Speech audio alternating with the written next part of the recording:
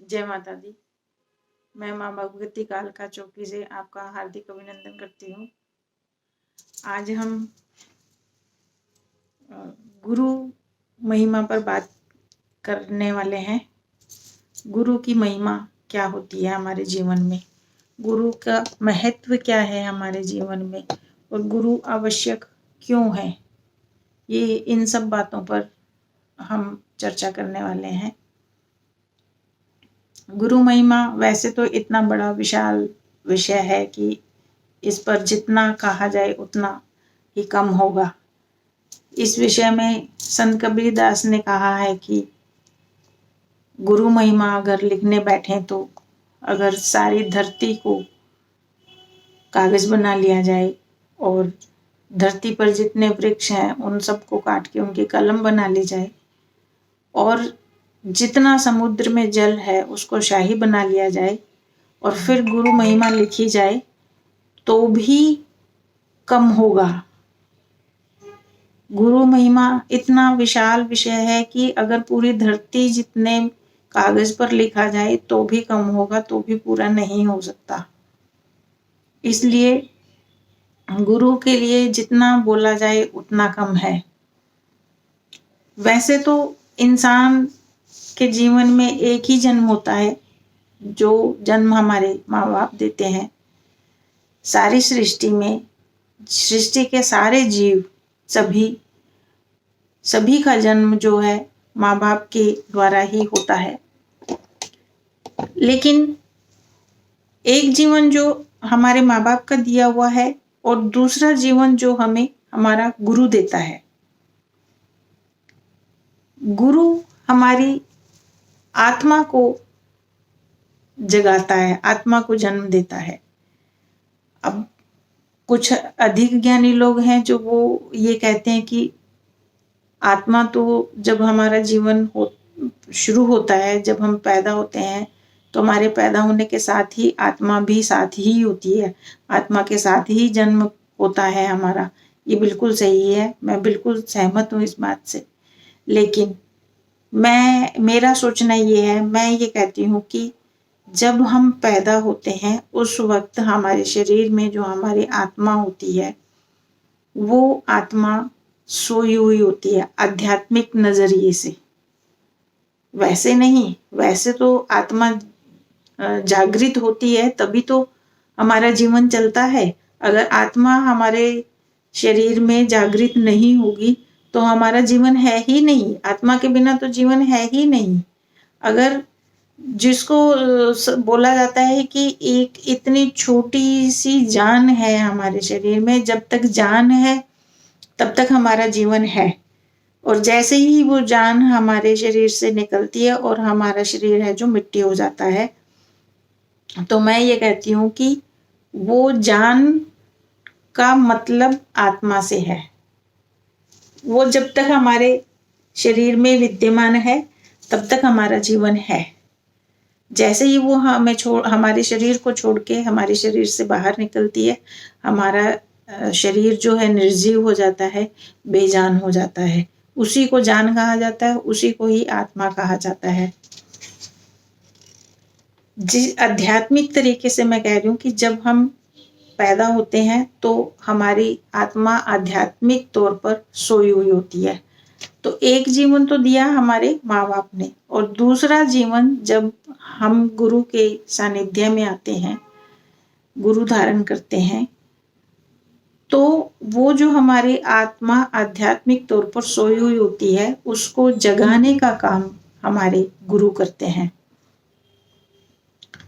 तो मैं ये कहना चाह रही हूँ कि गुरु को पाना भी आसान नहीं है। गुरु को पाना, गुरु को धारण करना या गुरु को पा लेना, ये बड़े सौभाग्य की बात होती है किसी इंसान के लिए। ये सब जो पूजा है, पाठ है, आध्यात्मिक तौर पर तरक्की करना है, गुरु पा लेना है, ये सब क्रियाएं जो है केवल और केवल इंसानी जामे में ही संभव है। दूसरे किसी योनि में हम ये सब नहीं कर सकते।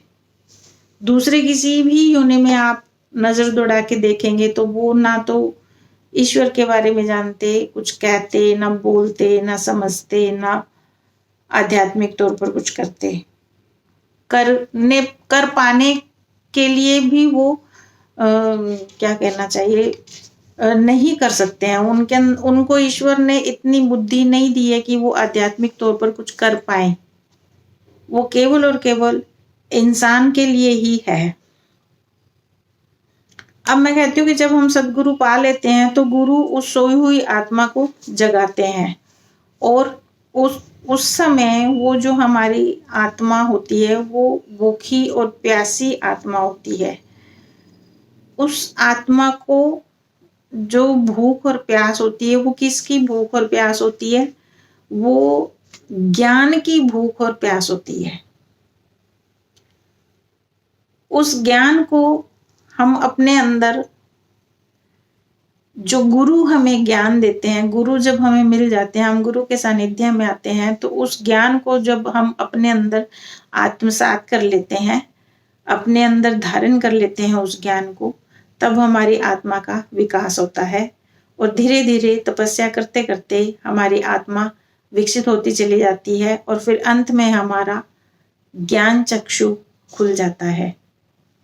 ज्ञान चक्षु यानी तीसरा नेत्र। कुछ लोग इसे तीसरी आंख, तीसरा नेत्र या आज्ञा चक्र के नाम से भी जानते हैं। अब सफर यहाँ खत्म नहीं होता है, यहाँ से सफर शुरू होता है आत्मा का। आध्यात्मिक तौर पर आत्मा का विकास यहाँ से शुरू होता है। ज्ञान चक्षु तो खुल गया, लेकिन फिर भी आत्मा को भोजन तो फिर भी निरंतर चाहिए ही। जैसे हमारा जीवन चलाने के लिए, हमारे शरीर के लिए दिन में हम 3 बार भोजन करते हैं और भोजन आवश्यक है, उसी प्रकार हमारी आत्मा के लिए ज्ञान का भोजन भी आवश्यक है। वो भोजन हमारे अपने गुरु के बताए मार्ग पर चलकर निरंतर जाप करने से हमारी आत्मा को मिलता है। ज्ञान का कभी अंत नहीं होता है, ज्ञान असीमित है। जितना हासिल करते जाएंगे उतनी भूख प्यास और बढ़ती चली जाएगी, और ज्ञान निरंतर बढ़ता जाता है। और हमारी आत्मा इतनी छोटी नहीं होती, आत्मा भी असीमित है, ज्ञान भी असीमित है, आत्मा भी असीमित है, उसकी कोई सीमा नहीं है। कितना ज्ञान अर्जन करके आत्मा हमारी तृप्त हो जाएगी, इसकी कोई सीमा नहीं है। आत्मा को ज्ञान की भूख हमेशा बनी रहती है, भूख और प्यास आत्मा को ज्ञान की हमेशा बनी रहती है। इसलिए जब हम गुरु के सानिध्य में आ जाते हैं तो हर वक्त हमारे अंदर वो प्यास जगी रहती है कि हम जल्दी अपने गुरु के पास जाएं, अपने गुरु के पास बैठें, उनसे बातचीत करें, उनसे ज्ञान अर्जन करें। ये प्यास हमारे अंदर और ज्यादा बढ़ती चली जाती है। अगर हमारे अंदर श्रद्धा होगी तभी हम ज्ञान का अर्जन कर पाएंगे, ये भी एक विशेष बात है। अगर हमारे अंदर इच्छा ही नहीं होगी ज्ञान अर्जन करने की, तो हमारे अंदर श्रद्धा भी नहीं होगी। तो जब हमारी इच्छा होगी, जितनी ज्यादा इच्छा बढ़ेगी उतना ज्यादा ज्ञान अर्जित कर पाएंगे। हमारे अंदर ज्ञान उतना अधिक प्रवेश कर पाएगा, उतना ज्यादा अंदर हम आत्मसात कर पाएंगे ज्ञान को। इच्छा के बिना कुछ नहीं होता। सबसे पहला कदम है इच्छा होना, और उसके आगे तभी ही हमारा सफर आगे बढ़ता है। इच्छा नहीं होगी तो कुछ नहीं होगा। आजकल लोग इतने चतुर हैं, बहुत ज्यादा चतुर हैं, वो अपनी चतुराई से गुरु को परखते हैं। मेरा ये मानना है कि गुरु को हम परख नहीं सकते, हमारी बुद्धि इतनी छोटी है। ज्ञान तो हाँ है ही नहीं, ज्ञान तो पाना है हमने, तभी तो गुरु ढूंढना है, तभी तो गुरु पाना है। ज्ञान हमारे अंदर है नहीं, बुद्धि है। बुद्धि भी इतनी नहीं है कि हम अपने गुरु को परख सकें। हमें गुरु की आवश्यकता ही तभी होती है जब हमें ज्ञान की जरूरत होती है। तो जब हमारे अंदर ज्ञान है ही नहीं तो हम गुरु को परख कैसे पाएंगे? ये सोचने की बात है। लोग आधी से ज्यादा उम्र इसी काम में निकाल देते हैं। आज इसको गुरु धारण किया, थोड़े दिन उनके पास बैठे, उनके सानिध्य में आए, उनसे बातचीत हुई, इंटरेक्शन हुई, विचार नहीं मिले वो एक अलग बात है, नहीं पसंद आया छोड़ दिया, फिर दूसरे गुरु को ढूंढ लिया, फिर वो पसंद नहीं आया फिर तीसरे को। तो यूं ही भटकते भटकते सारी उम्र निकाल देते हैं, लेकिन उनकी पसंद का गुरु उन्हें नहीं मिलता। क्यों? क्योंकि जो गुरु होता है वो उनकी पसंद की बात नहीं करता है, इसलिए उनको गुरु पसंद नहीं आते हैं। बाकी हमारे अंदर इतनी बुद्धि है ही नहीं कि हम गुरु को परख सकें। गुरु को परखने के लायक तो अभी हम हैं ही नहीं, तभी तो हमें गुरु चाहिए। तो उनकी अपनी बुद्धि पर इतनी चतुराई का पर्दा पड़ा हुआ होता है, चालाकी का पर्दा पड़ा हुआ होता है, उन्हें अपने आगे और कोई कुछ नजर ही नहीं आता है। उन लोगों को लगता है कि बस हम ही हैं, हमसे ज्यादा ज्ञानी कोई बुद्धिमान है ही नहीं। लेकिन उन्हें ये नहीं पता कि उनके अंदर ज्ञान तो है ही नहीं। ज्ञान अगर उनके अंदर इतना होता तो उन्हें गुरु की जरूरत ही नहीं थी। वो गुरु को ढूंढने क्यों निकले हैं? जब तक हृदय में आपके इच्छा नहीं होगी तो आपके अंदर श्रद्धा भी पैदा नहीं हो सकती। सबसे पहला कदम है इच्छा होना, और दूसरा कदम है ज्ञान हासिल करने की इच्छा। जब ज्ञान हासिल करने की इच्छा होगी तो हमारे अंदर श्रद्धा भी ज्यादा होगी, और जितनी ज्यादा श्रद्धा से हमारा हृदय भरा हुआ होगा उतना ही ज्यादा से ज्यादा ज्ञान हम अपने अंदर अर्जित कर पाएंगे। श्रद्धा जितनी ज्यादा होगी तो ज्ञान स्वतः ही हमारे हृदय में अंदर प्रवेश कर जाएगा। हमें कोई विशेष कोशिश करने की आवश्यकता नहीं होती है। इच्छा होती है, इच्छा से श्रद्धा पैदा होती है, और श्रद्धा भरा हृदय जो होता है वही ज्ञान पाने का हकदार होता है। गुरु की खोज इतनी आसान नहीं होती जितने हम सोचते हैं। बिना श्रद्धा के भी ज्ञान, बिना श्रद्धा के ज्ञान नहीं पाया जा सकता। बिना इच्छा, बिना श्रद्धा के ज्ञान नहीं पाया जा सकता। अब पढ़े लिखे लोग जो हैं वो सब ये जानते हैं, ये बोलते भी हैं कि पढ़े लिखे लोग ही ज्ञान पा सकते हैं। ऐसा नहीं है। अगर ऐसा होता कि पढ़े लिखे लोग ज्ञान पा सकते तो हमारे पुराने जो ऋषि मुनि, कुछ संत हैं ऐसे जो अनपढ़ थे लेकिन फिर भी उनके हृदय में ईश्वर के प्रति, अपने इष्ट के प्रति इतनी श्रद्धा, इतना अपार प्रेम, विश्वास भरा हुआ था कि अपने श्रद्धा के कारण ही उनको इतना आंतरिक ज्ञान हो गया कि उनके अंतर चक्षु खुल गए और ईश्वर से और परमात्मा से उनका मिलन हो पाया। तो वो एक एग्जाम्पल है हमारे लिए कि जब बिना पढ़े लिखे लोग भी अगर ईश्वर से मिलन कर सकते हैं तो फिर पढ़े लिखे क्यों नहीं कर सकते? पढ़े लिखे भी कर सकते हैं। लेकिन श्रद्धा का हृदय में होना बहुत आवश्यक है। अब गुरु की खोज बहुत मुश्किल तो है ही, लेकिन अगर हमने अपने कुछ मापदंड बना रखे हैं कि अगर अपने बनाए हुए मापदंड पर ही सामने वाला कोई पूरा उतरता है, कोई खरा उतरता है, तो हम उन्हें गुरु बनाए। तो मेरी समझ में ये बात नहीं आती है कि अगर हमारे पास इतने मापदंड और कि उनमें हम सामने गुरु को उस पर नाप तोल कर सकें, उन्हें चेक कर सकें, अगर हम इतने कैपेबल हों तो हमें गुरु की आवश्यकता ही नहीं है। फिर गुरु को क्यों ढूंढना? इतना ज्ञान तो है ही हमारे पास, फिर किताबें पढ़ के भी हम आगे बढ़ सकते हैं। सिर्फ किताबें पढ़ने से ईश्वर से, इष्ट से मिलन नहीं हो सकता। ईश्वर से, इष्ट से मिलन के लिए हमें गुरु की सबसे पहली जरूरत गुरु की जरूरत होती है। हमें गुरु ही होता है जो हमें हमारे इष्ट और हमारे भगवान से, परमात्मा से मिलवा सकते हैं। आपको केवल एक ही काम करना होता है कि आपको अपने इष्ट के लिए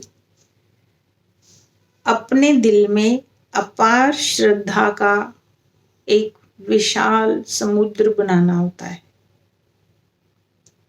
सबसे पहली जरूरत इस चीज की होती है हमें कि हमारे जो भी इष्ट हैं, चाहे माँ दुर्गे हो, चाहे माँ काली हो, चाहे शिव भोले हो, चाहे साईं बाबा हो, या बांके बिहारी हो, गुरु नानक देव जी हो, कोई किसी को भी अपना इष्ट बना सकता है, किसी की भी पूजा अर्चना कर सकता है। उसमें किसी तरीके का कोई बंटवारा नहीं है।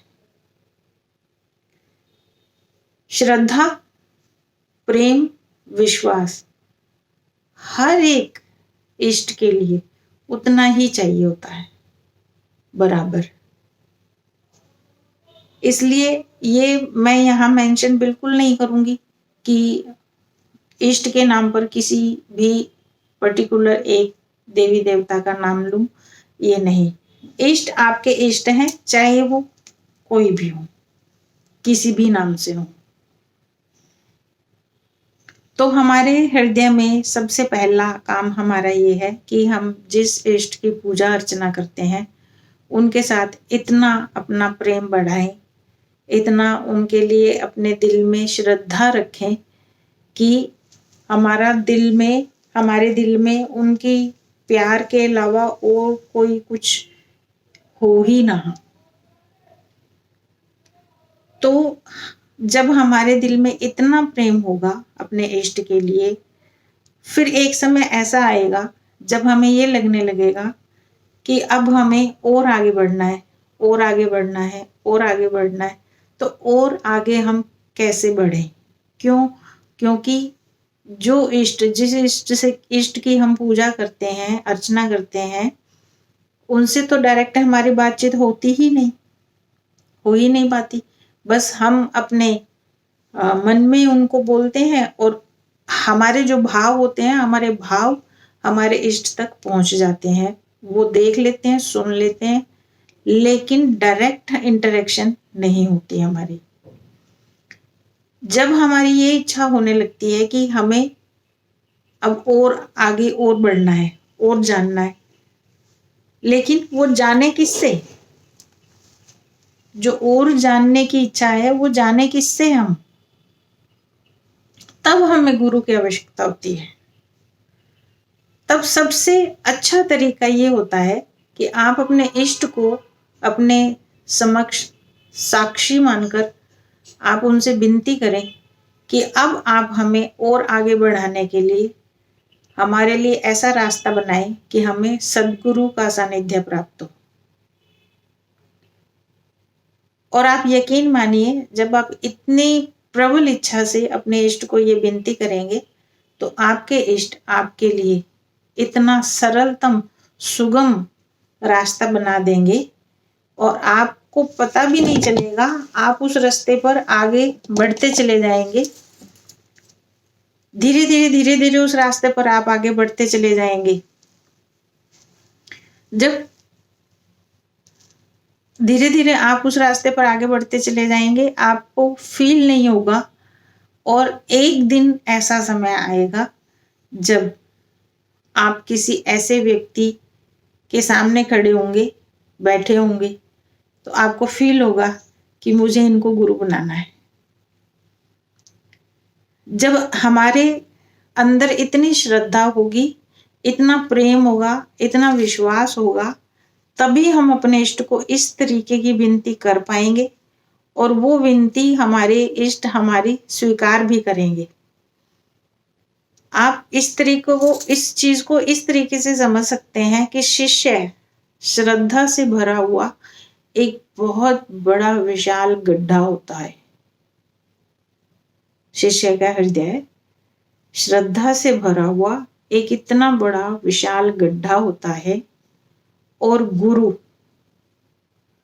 गुरु का जो ज्ञान है वो ज्ञान जल रूपी परिवर्तित होकर उस विशाल गड्ढे को भर देते हैं। ये एक मानी हुई सत्य साबित बात है कि हमारे हृदय में जब इतनी अधिक श्रद्धा भरी हुई होगी, तभी हमारे इष्ट हमारे लिए ऐसा रास्ता बनाएंगे कि हम गुरु के सानिध्य तक पहुंच सकें। और गुरु का जो ज्ञान है वो